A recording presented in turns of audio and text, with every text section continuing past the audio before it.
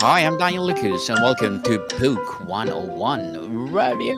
Book 101 is all about the books that I read for the last 40 years. And today I have my special guests.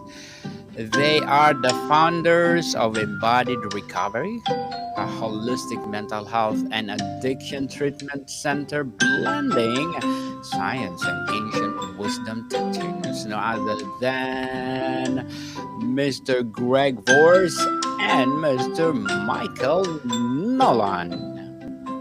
Hi, everybody. Hello, thank you. What an Yeah. intro. Yeah. Yes, and welcome both of you on Book 101 Review. And can you please introduce more about yourself that I miss? Okay. Yeah. Wonderful. This is Greg Vorst here, and I'm delighted to be on the show. I think I'm a therapist at the treatment center. I have my own recovery journey, which uh, primarily was in work of ACA and CODA. And prior to doing that work, I was really more of a spiritual seeker. And I think I realized there was some limitation to my growth and something was still missing. And thankfully, I made it into the recovery rooms. And, um, and then I've been helping people as a therapist the last 10 to 12 years now. And my name is Michael Nolan. And like you had mentioned, Greg and I co founded Embodied Recovery. I'm also in recovery myself. I got into recovery in, well, I guess 2005 was maybe my first introduction. Prior to recovery, I wasn't a spiritual seeker as much as a life avoider. And then the consequences of life crashed down upon me over the course of many years. Got into treatment in 2007. And then I've been clean and sober since then. Went back to school, started working as an addiction counselor in 2009, 2010. And then Greg and I met in maybe 2017 ish, Hmm. around Hmm. there. And we've been working together ever since. Mr. Greg and Mr. Michael, thank you so much for sharing your knowledge and wisdom to the world. Wonderful. Thank you. Hoping for more advocacy to come. And today, let's talk about the illness is in the personality. Healing requires a shift on how we are, not just what we do. What led you to realization that illness often stems from personality patterns rather than just a physical causes? Yeah, what a great question. Well, Whew. I can It's a start out with, confrontational topic. Yeah. yeah, I can start out with something. So, a number of years ago, when I got into the healing arts, I guess this must have been about 20 years ago, I had the privilege of working in a really exceptional holistic health center, which did nutritional counseling and supplements. And I got to do a lot of one on work with clients that were really struggling and suffering in a lot of ways, that were ill. And I began to see over the years of being there that even though we had the most excellent means of supporting people through nutrition and holistic medical practices, that many people weren't getting better, and what was causing them the most distress was not life or circumstances, but their own personality and the way in which it met the world. And I actually saw that in myself as I was counseling them and working with them. So there was just this awareness that there was no one single supplement or magic bullet out there that was going to take away from the deficiencies that that were built into people's character and personality.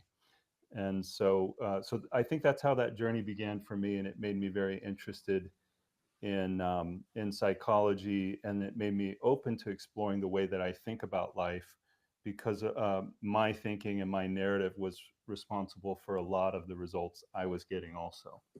And one of the things that we've also been seeing quite a bit, maybe over the last 4 or 5 years or so, is that um, people have been in pursuit of spiritual or psychological transformation through the use of psychedelics in particular, and imagining that if they can have these psychedelic experiences, that it would somehow shift their brain chemistry enough to undo the years of dysfunctional living or trauma or abuse. And And people can absolutely have some big experiences. But what happens is that when they come down, they come back to themselves. They come back to the personality that was that they left behind on that trip, if you will. And so, the claim that we're making is that for lasting, sustained growth and change and transformation, it requires a willingness to turn inward and start to look at the ways in which I'm responding to life and the ideas that I'm holding and the narratives that I live with day to day. How would you define the connection between personality and physical health? Hmm.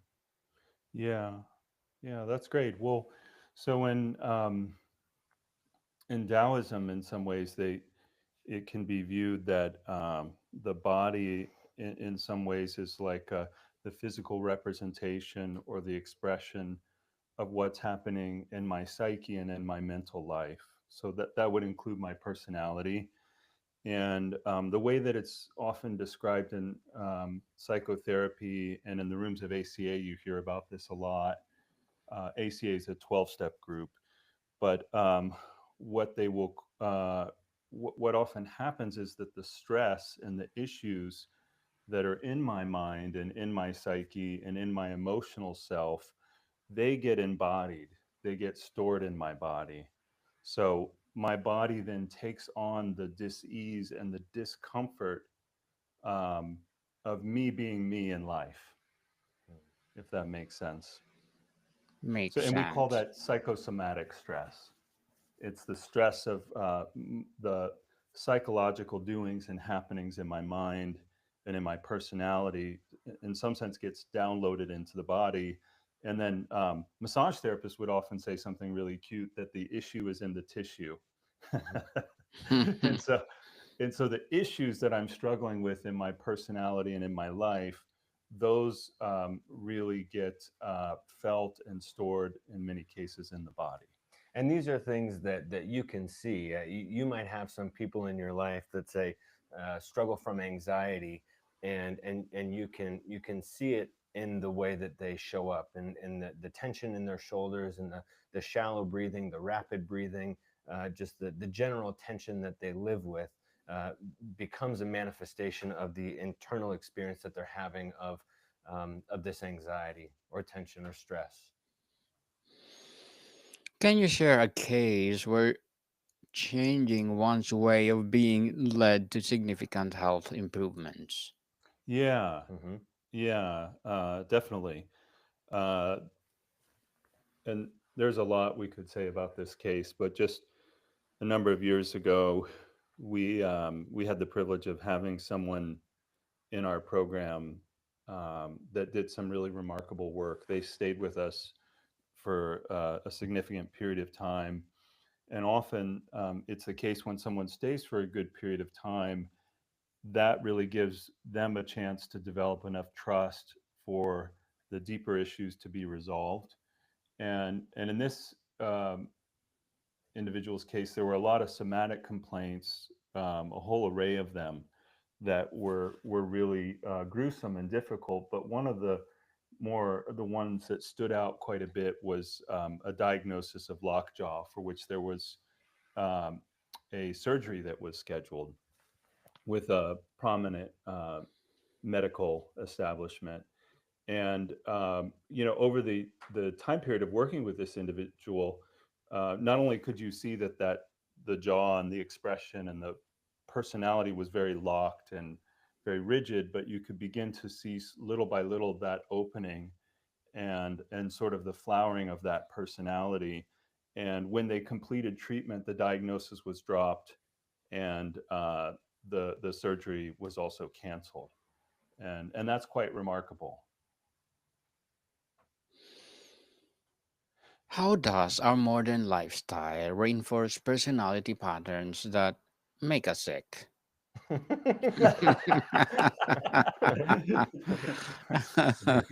Can you enlighten us? Well, boy, Yeah, yeah. I guess it depends on Where do you want to start, right? yeah. Well, what would be some of the I guess if I could speak to what the modern lifestyle might look like, maybe a lifestyle of convenience, always on the go, trying to get as much done in as little time as possible, or maybe a lifestyle of the pursuit of that which feels good and avoidance of that which doesn't feel good.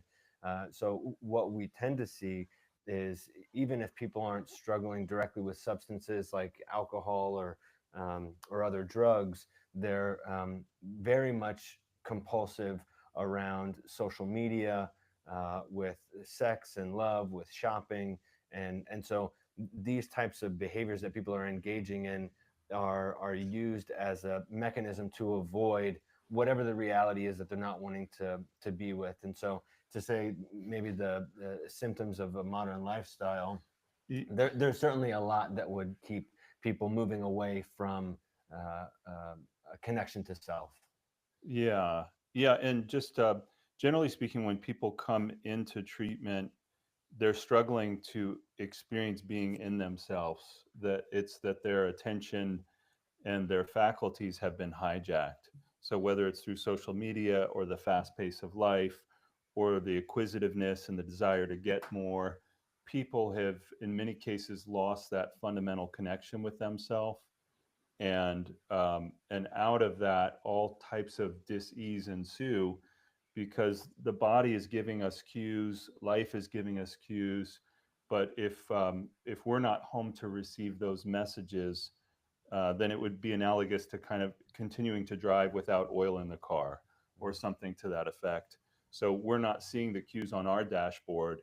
And generally, the recovery process is to help people come back to themselves and to begin to acknowledge and be in tune with some of those messages that life is giving us.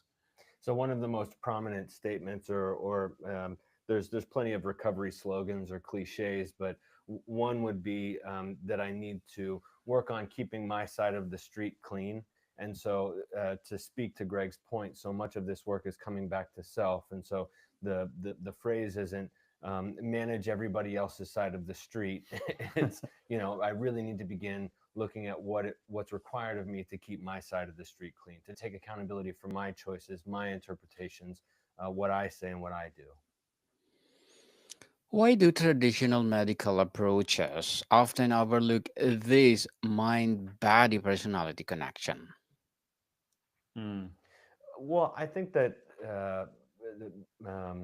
modern medical establishments are getting much better at examining these connections, and so we've worked really closely with Mills Peninsula Hospital, Stanford, and they've referred a number of people to our clinic to do that work. Actually, we have one of our team members right now that's been recruited to teach the Sundo practice at Stanford next week, and so we're really excited about that. But I think that it's been very common for medical practitioners to work from a place of uh, diagnosis and treatment of symptoms, and so it's less about treating underlying causes to ensure long-term health, as much as treating the symptoms of certain conditions. And they have a lot of training to make those diagnoses and make those recommendations. Yeah, and one other thing, just to loop back to the initial question that we got into about personality, I think it's hard. The world hasn't quite awakened to the amount of distress, my judgmentalism or my egotism, or my jealousy or my pride, or any of the qualities that traditionally, like recovery, is helping us to clean up. We don't know when we look through the psychological, like the DSM manual too. It doesn't say cause is, Mhm.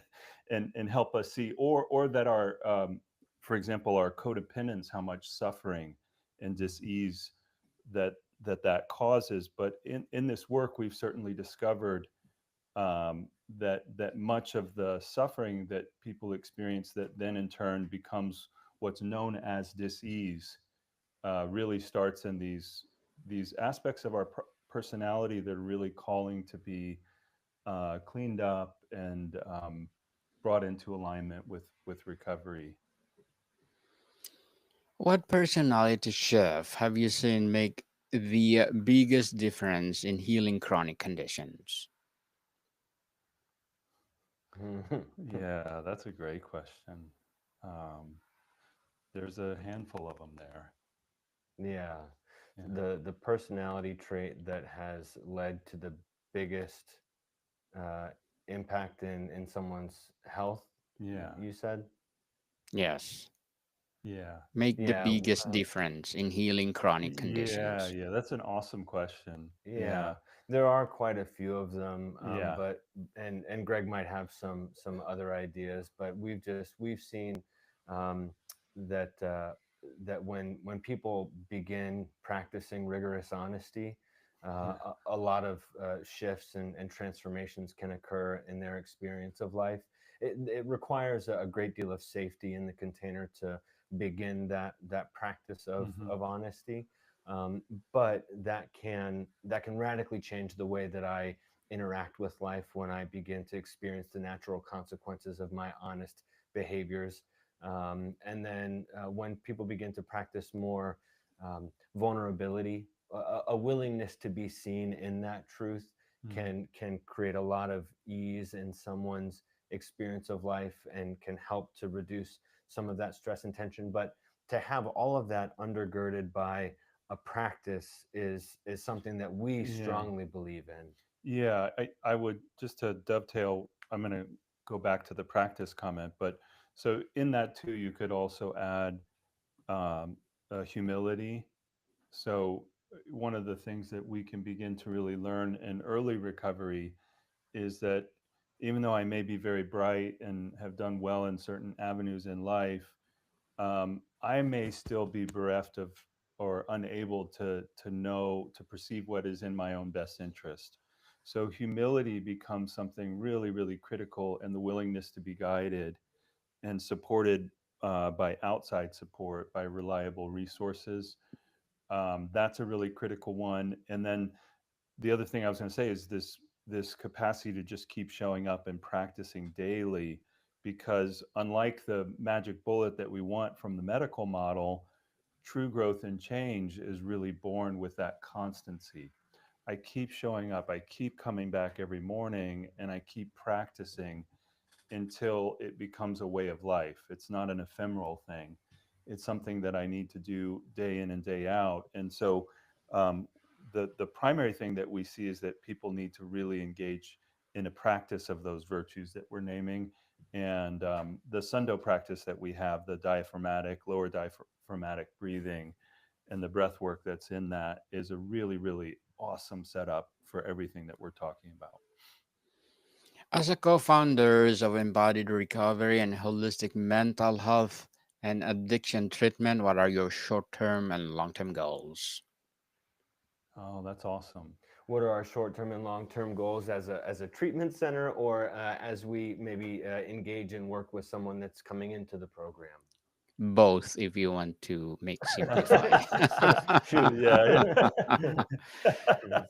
yeah, I'm yeah. interested for both. Okay. Yeah, I think that maybe to speak to the short-term goals that we have when someone's coming into treatment, initially is just to um, create enough spaciousness in the environment that they can begin to trust the relationships that they're engaging in. Because when people first enter treatment, they're in such a heightened state of arousal.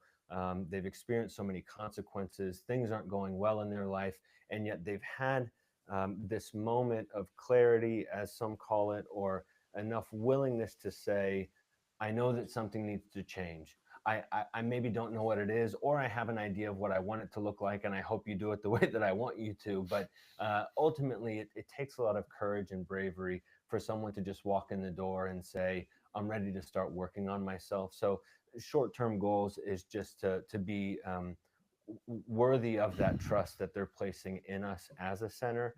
And then the long term goals vary from person to person in terms of the things that they're wanting to work on, and yet ultimately we're hoping that they sustain sobriety from drugs and alcohol. We're hoping that they're able to get a better sense of an authentic experience of self, to regulate their nervous system, to improve relationships with their loved ones, and to feel a greater sense of purpose in life day to day. So those might be some of the longer term goals. Yeah, and just to add to that, as a sort of a contemplative framework, we have a teaching called the Farmer and the Cow, which um, guides people gently through a progressive schema of self-development. And typically, when somebody is struggling with mental health and or addiction, underlying that, there's often a pattern, not necessarily conscious, but it's there nonetheless, of denial, and that is the first stage that we're often really working with. So we're working to bring people into greater awareness of their experience of life and what's true for them. And then there's a period of time where people need to go through a kind of experience of complying with things that they may or may not want to do, and do that rigorously enough and follow it consistently enough until it starts to feel really good and they can believe in it. And then that starts to look like the process of surrendering. And the heart then begins to open, and we move from trying to control everything in our mental tower Mm. to living from the heart space. And just on the other side of that is what we call the energies of celebration. And that's really a radical celebration that's coming from within. It's not because of circumstances outside or something that did or didn't happen in the world. It's happening inside of me now that I've become in alignment with the truth of my being and I'm living from my heart space. And so ultimately, that's the far reaches of recovery, is that I rediscover and recover my true sense of self, and then that shines forth as a celebration of life. Good luck to your goals and looking forward for more success to both of you. Thank you. And what Yeah. will be your piece of advice for those people out there who want to be a founders as well as advocating mental health? Mm. Uh, words of advice. I guess I would just encourage anybody that's wanting to um, step into a role of leadership, of service to others, that they also have, that they're being held accountable uh, to the same degree of work that they're wanting to do for others. And so for Greg and I, both having our own mentors and our own communities that hold us accountable to the things that we're wanting to work on and grow through, um, we I would encourage people that are wanting to get into the mental health field to really um, begin this exploration of looking at where they can work on their codependency issues, their control issues, their issues with dishonesty, deception, manipulation, denial, and they begin to work through those things, because their own experience of healing is going to give them the best foundation on which to be of service to Yeah, somebody else. yeah. I'll just add that to the extent that I can really be of service to someone, I have to have done that work within myself. And so, if I truly want to be a great servant to people who are struggling with mental health and addiction challenges, then to the greatest extent that I can, I need to actually myself embody that recovery. I need to be a demonstration of that in action. Thank you for that advice. And can you please recommend a book or books that influence your journey? Yeah, Yeah, there's yeah, a few of them. Yeah. yeah, yeah. We're both. I think both of our lives have been really touched and transformed through the process of reading and studying and doing the Course in Miracles. So that's a spiritual psychological book that was channeled in the '70s uh, by a clinical psychologist at Columbia University, and has become sort of a spiritual worldwide phenomena. I think Hmm. it's translated into many languages. And then the other book I would recommend, and I'll turn it over to Mike, is a literary classic that I think is an excellent another wonderful way of learning about recovery indirectly. But that's Somerset Maugham's Of Human Bondage, and that really helps us see the impediments that we have, some many of which are in our personality and our limitations and our compulsivity and all of that. And then the second part of that book, it's been many years, but is really this celebration of his forgiveness and his growth and transformation. So as far as maybe some of the books, and I absolutely agree with Greg's recommendations as well.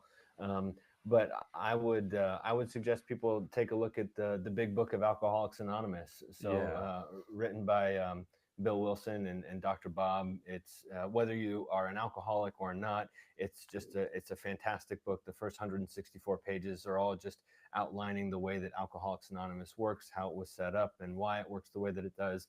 And then the remainder of the book, the second half roughly, is personal stories of recovery. And then Marshall Rosenberg's book Nonviolent Communication is fantastic as an avenue for me to begin exploring how I observe the world, getting in touch with my feelings, noticing my needs, and finding the language to advocate for myself from a place of being more grounded on my side of the street, rather than trying to get people to do what I want or be the way that I want them to be. And then there's just a number of other books that Yeah. we could certainly recommend, but I maybe offer those two as a couple of my favorites. Thank you for that recommended books, both of you. And before we wrap up our discussion for today, I'm inviting you to please to listen to my other podcast, people. My other podcast, because my abstract essay is already in fifth season, abstract poetry in second season, and my book 101 review in fifth season too. Comedy 101 in second season, and my food 101 in fifth season as well. Geography 101 in fourth season, Wow. and my baby podcast, Law 101 and mental health 101, Love Letters in third season, and Movie 101, Review of Music 101 in its fourth season, and Science 101 and Sex 101 in its first season. Please listen to them wherever you listen your podcast. So, Mr. Greg and Mr. Michael, how does our personality affect our nervous system and immune function? Uh, Mm, nervous yeah, system, and what was the second part? immune function. Oh, oh yeah, yeah. Oh gosh, it's there can be so much strain um, that comes from our shortcomings and the parts of our personality that haven't been smoothed out.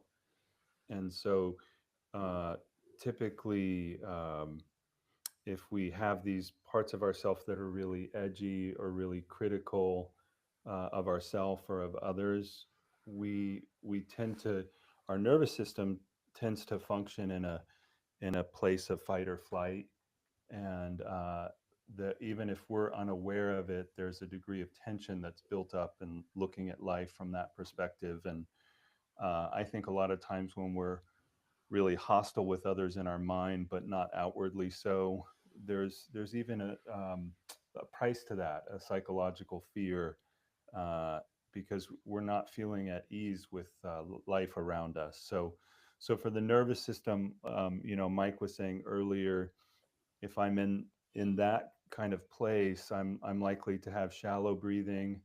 Um, my digestion, my things such as like my blood pressure, all of the vital functions in life that are governed through the automatic nervous system, those are going to tend to be hampered.